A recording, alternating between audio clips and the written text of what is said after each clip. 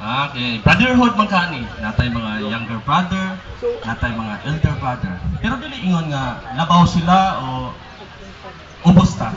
Pantay na sistema. Ato gyapong subayon ang atong tenets and codes of conduct kay mao kana siyang pagpakabuhi na isa ka triskilyon. Kaya kung di nato subayon ang tenets and codes, dili ta triskilyon ana.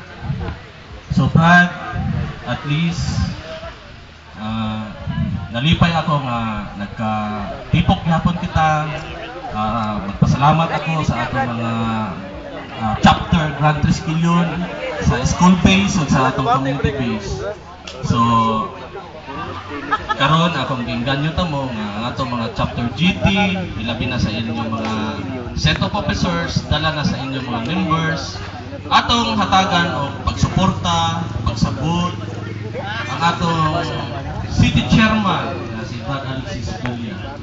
Kaya dili mahimo ni Brad Alexis Villa ang mga ingani karon ng tabo kini nga mga dako nga mga aktibidades kung wala kita nagpalayo sa iya.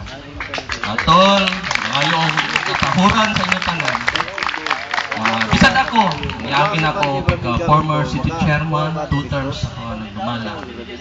Pero nagpasalamat gyapon ako nga mga triskilyon di ay mas nagtanon, pasensyoso, o taas o pagsapot. Salamat sa tao gamapi! Mabuhay! Happy 27th anniversary! Mabuhay!